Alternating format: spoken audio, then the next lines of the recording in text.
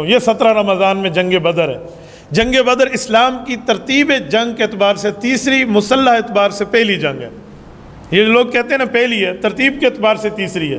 پہلا غزوہ عشیرہ اور بوات ہے، اس کے بعد غزوہ ابواء ہے، پھر غزوہ بدر ہے۔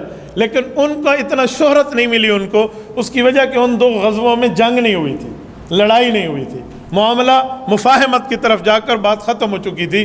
اسلام میں پہلی جنگ جو ہوئی وہ جنگ بدر میں ہوئی، اسی لیے اسے پہلی جنگ کہتے ہیں۔ پہلی جنگ کا معنی پہلی مسلح جنگ، جس میں قتال ہوا ہے، جس میں جہاد ہوا ہے، جس میں اسلحہ استعمال ہوا ہے۔ یہ 17 رمضان المبارک ہے۔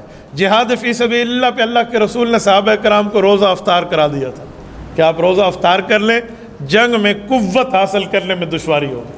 اس سے اندازہ لگائیں کہ جہاد اسلام میں وہ چوٹی شمار ہوتی ہے کہ جس کے لیے باقی عبادات کو اس عبادت کی تقویت کے لیے قربان کر دیا جاتا ہے۔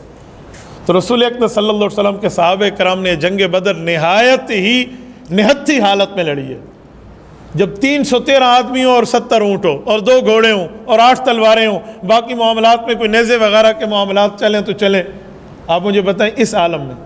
اور قرآن کریم نے کہا ہے بِثَلَاثَةِ آلَافٍ مِّنَ الْمَلَائِكَةِ مُرْدِفِينَ، 3000 فرشتے ان کی مدد پہ اترے۔ ایک صحابی کہتے ہیں یا رسول اللہ میں کافر قتل کرنے جا رہا تھا، ایک میرے دوست ایک صحابی کی شکایت لگاتے ہوئے کہتے ہیں اس نے مجھے دھکا دیا اور اس کو خود مار دیا۔ تو یہ اس بندے کو ذرا آپ علیہ السلام تھوڑی تنبیہ فرمائیں۔ تو حضور نے فرمایا بندہ کون ہے؟ کہا یہاں تو نہیں بیٹھا، ڈھونڈنے سے بھی بندہ نہیں ملا جس نے مجھے یوں ہٹا کر خود قتل کیا۔ تو اللہ کے رسول نے فرمایا وہ صحابی وہ نہیں تھے، وہ فرشتے تھے، اللہ نے تیری مدد کے لیے بھیجے ہیں۔ یعنی اس طرح امداد آئی ہے صحابہ کرام کے ساتھ۔ آپ اندازہ لگیں نا فرشتوں کی کتنی عزت ہے۔ آمنت باللہ و ملائکہ کہہ کر ہم فرشتوں پر اللہ کے بعد ایمان لاتے ہیں، لیکن یہ فرشتے بطور خدمت صحابہ کرام کے لیے اترتے ہیں۔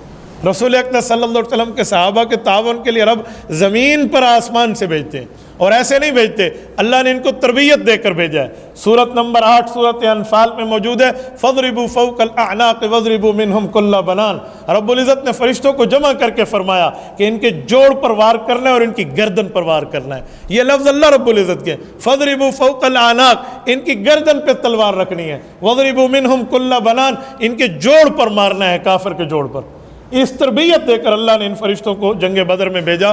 مفسرین نے لکھا ہے کہ جو جنگ بدر میں فرشتے اترے ہیں، قیامت تک حق والے مجاہدین کے تعاون میں ان فرشتوں کی ڈیوٹی ہے کہ وہ نازل ہو کر ان اہل حق کی مدد فرماتے رہیں گے۔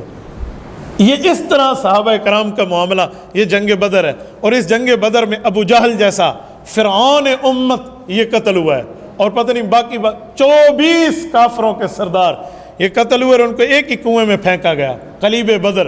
رسول اکرم صلی اللہ علیہ وسلم پہنچے اور فرمایا بتاؤ تم سے تمہارے بتوں نے سچ وعدہ کیا یا مجھ سے میرے رب نے سچ وعدہ کیا؟ حضرت عمر نے عرض کیا یا رسول اللہ یہ سنتے ہیں؟ فرمایا عمر تم ان سے زیادہ نہیں سن رہے، صحیح بخاری کی روایت ہے۔ رسول اکرم صلی اللہ علیہ وسلم نے ان سے گفتگو فرمائی ہے، اور گفتگو فرما کر انہوں نے بتایا کہ میرے حل وجدتم ما وعد ربکم حقا، آج میرے رب نے میرے ساتھ وعدہ حق کر دیا۔ تم تو مجھے مکہ میں سجدہ کرنے سے روکتے تھے، میرے سر پر اونٹ کی اوجری ڈال دیتے تھے، مجھے نماز نہیں پڑھنے دیتے تھے، توحید کی دعوت پہ تم روڑے اٹکاتے تھے، آج بتائیں آج اللہ نے کس کے کلمے کو بلند کیا؟ یہ رسول اللہ ان سے شکوہ فرما رہے ہیں۔ یہ جنگ بدر ہے۔ اس جنگ بدر بھی یہ 17 تاریخ